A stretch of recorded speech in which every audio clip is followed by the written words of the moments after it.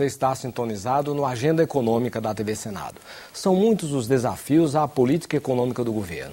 Enquanto persistem problemas históricos, como os de ordem tributária e de deficiências da infraestrutura, principalmente de estradas, portos e aeroportos, surgem novos perigos trazidos por índices elevados de inflação, altas taxas de juros e uma política cambial que ameaça desindustrializar o país, retirando o poder de competitividade dos produtos brasileiros no mercado internacional. Para falar sobre os desafios à política econômica do governo, o Agenda Econômica desta semana conversa com o ex-ministro da Fazenda, senador Francisco Dornelles, do PP do Rio de Janeiro. Participa da entrevista o jornalista Davi Emerick. Senador, muito obrigado pela sua presença nos estúdios da TV Senado. Muito obrigado, Elival. Muito obrigado, Davi. É uma satisfação muito grande estar conversando com vocês aqui na TV Senado. Senador, vamos começar a nossa conversa com os últimos dados divulgados pelo IBGE, o Instituto Brasileiro de Geografia e Estatística, sobre o IPCA, que é o índice de referência para efeitos de política monetária. Então, segundo o IBGE, o índice de preço ao consumidor amplo, o IPCA, em janeiro último, foi de 0,83%, elevando o acumulado em 12 meses para 5,99%. Em dezembro último, o IPCA havia sido de 0,63%. O governo, diante da alta de inflação, já anuncia um corte de 50 bilhões de reais no orçamento da União. A situação requer muito cuidado? Olha aqui, se você analisar a situação, vamos chamar inflação, você vê que tem um problema muito complexo em relação ao preço das commodities, aos preços de alimentos, aos preços de alguns serviços que ainda sofrem um resto de indexação que existe na economia do Brasil. E você tem que administrar as políticas fiscal, monetária e creditícia de forma a impedir qualquer possibilidade de volta da inflação. A meta de qualquer governo tem que ser o crescimento econômico, com mais geração de renda, de emprego, com mais justiça social, com melhor remuneração de força de trabalho. Aliás, têm sido essas metas da ministra Dilma. Agora, você não tem crescimento econômico sustentado dentro de um quadro inflacionário, de modo que você tem que conduzir políticas, realmente examinar todas as políticas de governo de forma a impedir a volta de um quadro inflacionário. Senador, a gente sabe que a situação de cada país difere de um para o outro, mas o povo sempre gosta de políticas comparativas. O Comitê de Política Monetária, o Copom, decidiu elevar em 0,5 ponto de percentagem a taxa básica de juros, que no Brasil passa a ser de 11,25% nominais e de 5,5% em termos reais. A mais elevada taxa praticada em todo o mundo. Isso, inclusive, todo o povo fala isso. Só para se ter a ideia, a taxa básica real de juros dos Estados Unidos é de 1,2%. A da Rússia é de 1% e a da Argentina seria de 0,9%. Negativas. Por que o Brasil, quando se trata de juros, está na contramão do mundo? Davi, eu acho que isso é um grande erro que tem que ser cometido pelas autoridades monetárias do país. Porque você, na primeira indício de pressão inflacionária, você logo se propõe, e tem acontecido, o aumento da taxa Selic.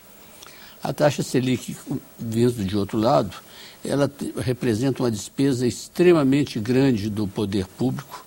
Hoje você está gastando 5% do PIB com pagamento de juros decorrentes da Selic. Ela estimula a entrada de capitais, ou seja, ela tem uma certa responsabilidade na valorização do real, que está trazendo problemas enormes para setores industriais do país, para exportação, mudando o balanceamento do comércio exterior.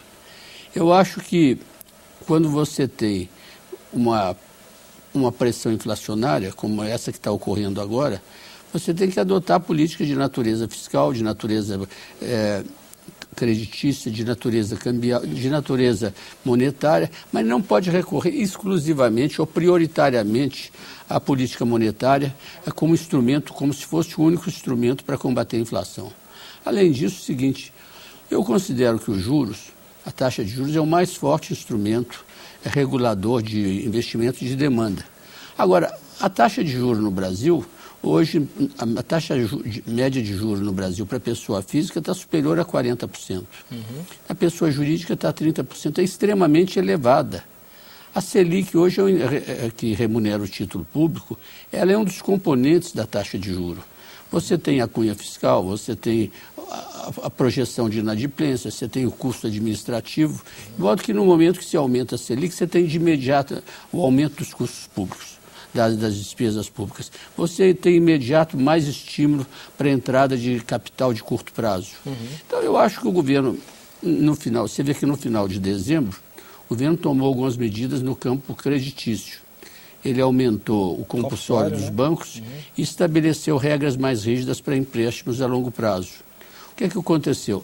Você teve um aumento da taxa de juros já no mês de janeiro, agora início de fevereiro, o que aumentou a taxa de juros, que realmente tem efeito sobre a demanda. Você vê os dados apresentados aí, já mostram claramente que existe maior rigidez nas compras a créditos e não afetou as contas públicas. De modo que eu acho que o governo, no momento que tem uma pressão inflacionária, ele tem que raciocinar em termos de política fiscal como essa, fazer conter a demanda através de algumas medidas de contenção no setor público, principalmente no campo das despesas correntes, olhar para o problema de crédito, que realmente muitas vezes a pressão de demanda decorre da facilidade de crédito, e pensar com muita tranquilidade se realmente tem o efeito do aumento da Selic sobre a taxa de juros, sobre a demanda, e balancear sobre o efeito negativo que a taxa de juros tem sobre as contas públicas. Você vê o seguinte, você está representando 5% do PIB, eu acho que acima de 150 bilhões hoje é a despesa de juros. Então você faz hoje, vamos admitir essas despesas do governo, você faz uma economia grande no campo fiscal, diminuindo despesas, podendo afetar até um grau de investimento, e no momento que você tem uma despesa de juro aumentada, você tem a seguinte situação, você pode ter um superávit primário maior, a despesa de juro anula esse superávit e ainda realmente aumenta o déficit nominal. Então eu acho que esse problema juros tem que ser examinado amplamente. Nós não podemos, existe no Brasil uma mania de juro.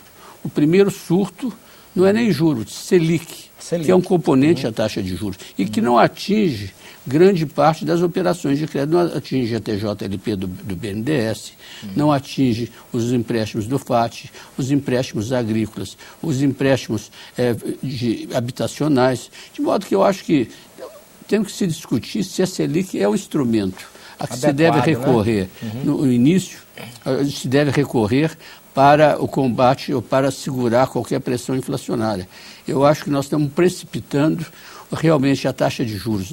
Nem a taxa de juros do Brasil é uma das maiores do mundo e realmente a remuneração dos títulos e a taxa Selic é uma verdadeira discrepância, que eu acho que dentro de um balanço ela traz mais transtorno que fatos positivos. Senador, em cima disso, só uma questão, eu fico muito preocupado com a questão dos mitos. É a maior taxa do mundo, não sei o que e tal.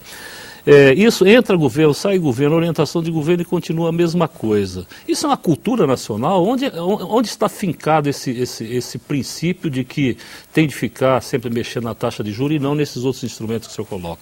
Olha aqui, você viu que atualmente o ministro Manteiga tem já há algum tempo tomado uma posição e mostrando que é necessário discutir outros caminhos para você administrar a política financeira e econômica do governo, de modo a impedir qualquer volta de resquício inflacionário. Veja só, não existe nada pior para a sociedade que a inflação. Prejudica os mais pobres, corrói salários, distorce o nível de investimento, não permite um crescimento sustentado, de modo que ninguém pode ter qualquer tipo de condescendência com o processo inflacionário. Mas como você falou, o ministro Manteiga tem mostrado, e já mostrou há um tempo, que ele também acha que não é pelo caminho do aumento da Selic, que é o principal instrumento para a condução da inflação. O aumento da compulsório tem o mesmo efeito sobre a taxa de juros que a Selic, sobre a taxa de juros de mercado livre, e não tem nenhum reflexo sobre as contas públicas. Diretamente, foi o aumento direto nas contas públicas.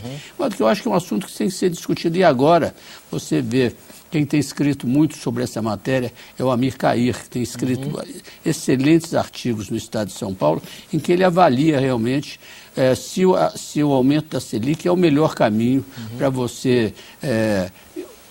Que o aumento da Selic tenha efeito sobre a taxa de juros e que, colocando num balanço os efeitos positivos do aumento da Selic, eu não vejo nenhum, e negativos, não é aconselhável que o primeiro passo seja o aumento da Selic, porque ela está descolada da taxa de juros. A taxa de juros no Brasil hoje, para a pessoa jurídica, está acima de 30%, da física está 40%. A Selic hoje é uma remuneração de títulos públicos e a principal consequência dessa taxa é o aumento da despesa pública. O governo costuma alegar que a política monetária ela é uma escrava da meta fixada pelo Conselho Monetário Nacional, a meta de inflação. Então, o centro da meta é 4,5%, com 2 pontos para mais e para menos de tolerância. Quer dizer, o senhor acha que essa política de meta é correta e, uma vez fixada e se perseguindo esse sistema de metas, qual é a taxa de crescimento da economia, que é o que importa em termos de emprego, geração de empregos, de renda, compatível com essa meta de 4,5%? Olha, aqui eu acho que a meta de inflação tem que ser perseguida, principalmente no Brasil, que tinha uma cultura inflacionária muito grande. A meta de inflação tem um efeito disciplinador, tem um efeito didático. Eu acho que é extremamente importante. E tem que ser perseguida. Agora, você não atinge essa meta de inflação, ou não administra essa meta de inflação, somente através de política monetária. Você pode jogar a taxa de juros para o patamar que tiver, que se você tiver despesas públicas, contas públicas desequilibradas, se você gastar mais do que tem, se você fizer uma demanda aumentada em decorrência de gastos do setor público, não há taxa de juros que contenha um processo inflacionário. De modo que você tem que priorizar medidas de natureza fiscal, de natureza de creditícia, antes de correr, no primeiro momento, a aumento da Selic. Você vê que há 2 anos atrás, há 1 ano atrás, você deu todas as facilidades no campo creditício. Você comprava carro a 90 meses, você comprava geladeira a 70 meses, uma facilidade enorme de crédito, e jogava a Selic no ar, numa contradição muito grande entre a política monetária e a política creditícia.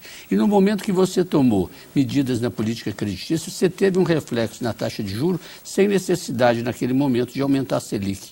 E foi um erro esse último aumento do Conselho Monetário, do cupom, porque ele tinha que ter esperado, primeiro, os efeitos das medidas de natureza creditícia tomadas, que já provocaram o aumento da taxa de juros, e esperar um pouco também as medidas tomadas pelo governo no campo fiscal.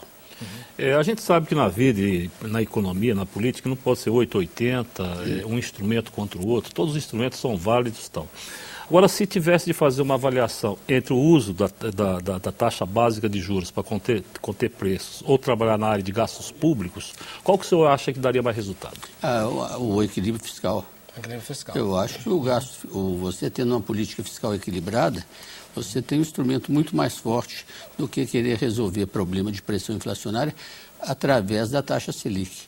E o pior de tudo, quando você tem uma política fiscal expansionista, uma política creditícia expansionista e querer fazer uma política monetária totalmente contracionista.